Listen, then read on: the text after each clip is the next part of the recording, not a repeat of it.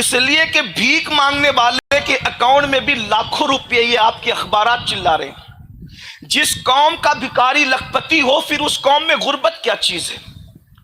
آج کوئی بندہ ایسا نہیں ہے کہ جو 2 ٹائم کھانا نہ کھاتا ہو، بلکہ ایک بات کہوں، کروڑ پتی تو بیچارہ کبھی کبھی ایسا ہو سکتا ہے کسی بیماری کی وجہ سے 1 ہی ٹائم کھائے، لیکن مزدور 3 ٹائم پیٹ بھر کے کھاتا ہے۔ آج دور یہ ہے، کسی بھکاری کی بیٹی کے پاس بھی ایسا نہیں ہوگا کہ 17 پیون والا کوئی دوپٹہ ہوگا۔ آج تو بھکاری کی بیٹیوں کی بھی تجوریاں کپڑوں سے بھری ہوئی ہوگی۔ ہاں کچھ رہ گئی ہے غربت میں، اس کا انکار نہیں کرتا، لیکن وہ نہیں ہے جو آج سے 1450 سال پہلے تھی۔ وہ دور تو ایسا تھا کہ ہر گھر میں بھی چراغ نہیں تھا، جس گھر میں چراغ ہوتے تھے وہ مالدار کہلاتے تھے۔ یہ حال تھا جیسے آج بہت سی نشانیاں مالداروں کی اس دور میں نشانی تھی، ہر گھر میں چراغ نہیں جلتے تھے، چراغ جلانے کے لیے تیل نہیں ہوتے تھے۔ اس دور میں سب سے پہلے اگر کسی نے اسلام قبول کیا ہے تو 7 لوگ ہیں۔ ان 7 لوگوں میں خوش نصیب خاتون ہے جسے دنیا حضرت سمیہ کہتی ہے۔ یہ حضرت سمیہ ہے، اسلام کے نام پر سب سے پہلے جو کلمہ پڑھے وہ بھی عورت، سیدہ خدیجۃ الکبریٰ کی شکل میں۔ زملونی کا جلوہ جو دیکھے وہ بھی عورت، کمبل اڑھانے کا جو شرف حاصل کرے وہ بھی عورت، ورقہ تک لے جانے والی بھی عورت، اور ورقہ کی زبان سے سب سے پہلے یہ سننے والی کہ آپ آخری نبی ہیں وہ بھی عورت۔ عورتوں کی شان کیا ہے، عورتوں کا مقام اور مرتبہ کیا ہے اسلام کے اندر، اللہ نے کیا عظمت دی ہے، اللہ رب العزت نے کیا مقام اور مرتبے سے نوازا ہے۔ کاش لوگ اس پر توجہ کرتے۔ کسی مذہب میں دیکھیے، میں کسی مذہب پر نکتہ چینی نہیں کرتا، لیکن ایک تقابل آپ کے سامنے پیش کرتا ہوں۔ ایک جگہ پر بیوی پہ الزام لگتا ہے، دیکھو فرق دیکھو اور جگہ اور ہمارے یہاں اسلام میں کیا فرق ہے عورت کے مرتبے میں۔ ایک جگہ الزام لگتا ہے تو عورت کو جنگل میں ہمیشہ کے لیے چھوڑ دیا جاتا ہے کہ تم پہ الزام لگا، اب تم شوہر کے ساتھ رہنے کے قابل نہیں۔ لیکن یہاں الزام لگتا ہے تو آسمان سے سورۃ النور کی آیتیں نازل ہوتی ہیں اور قیامت تک ساری قوم اس کی تلاوت کرتی ہے۔ میرے امام کہتے شمع دل مشکاتن، سینہ زجاجہ نور کا، تیری صورت کے لیے آیا ہے سورہ نور کا۔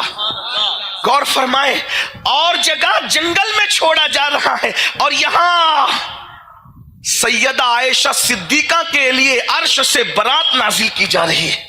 یہ فرق ہے، یہاں چھوڑا نہیں جا رہا ہے، یہاں چھوڑا نہیں جا رہا ہے۔ اس لیے ہمارے یہاں بیویاں چھوڑنے کے لیے نہیں ہوتی، بلکہ ام المومنین کو تو وہ مرتبہ عطا کیا گیا کہ سارے امہات المومنین کے حجرے سے نکل گئے، لیکن اخیر تک جس کے حجرے میں رہے اسے سیدہ عائشہ صدیقہ کا حجرہ کہتے ہیں۔ اور آج بھی حضور جس کے حجرے میں آرام کر رہے ہیں وہ ام المومنین سیدہ عائشہ صدیقہ کا حجرہ ہے۔ اور انشاءاللہ جب قیامت میں اٹھیں گے صدیق و فاروق کے ہاتھ میں ہاتھ لے کر کے، تو اس وقت بھی عائشہ صدیقہ کے حجرے سے اٹھیں گے۔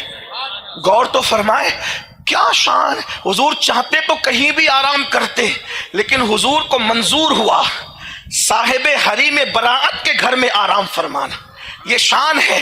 تو بہرحال عرض یہ کر رہا تھا کہ سمیہ نے جو 7 لوگ اس ابتدا میں اسلام قبول کیے، سیدہ خدیجہ، سیدنا صدیق اکبر، سیدنا مولائے کائنات، حضرت عمار، حضرت یاسر، حضرت بلال اور حضرت سمیہ، ایک فہرست ہے آغاز اسلام کی۔ سمیہ پوری فیملی کے ساتھ مسلمان ہوئی، سیدہ سمیہ رضی اللہ تبارک و تعالی عنہا۔ اور طریقہ یہ تھا کہ گھر گھر جا کر عورتوں سے کہتی ہے یہ مٹی اور پتھر تمہیں کیا دیں گے، وحدہ لا شریک کی عبادت کرو۔ سمیہ کی محنتیں بہت تھی، اگرچہ بوڑھی ہو چکی تھی لیکن اپنے دین سے پیار بہت تھا۔ آج بہت معذرت کے ساتھ مجھے ایسا لگتا ہے کہ شاید آج دیندار طبقے کو بھی دین سے وہ پیار نہیں ہے جس کا دین تقاضا کرتا ہے۔ اسی لیے ہم کبھی فجر کی نماز کی خاطر، کبھی ہم اپنی نیند کی خاطر فجر کی نماز چھوڑ دیتے ہیں۔ آج مسلمان 250 روپے کی چپل بیچتا ہے تو بھی اللہ کی جھوٹی قسم کھا لیتا ہے، ایمان کا حال یہ ہو گیا ہے۔ ایک عورت اپنے شوہر کو اعتماد میں لینے کے لیے اپنے اللہ کی جھوٹی قسم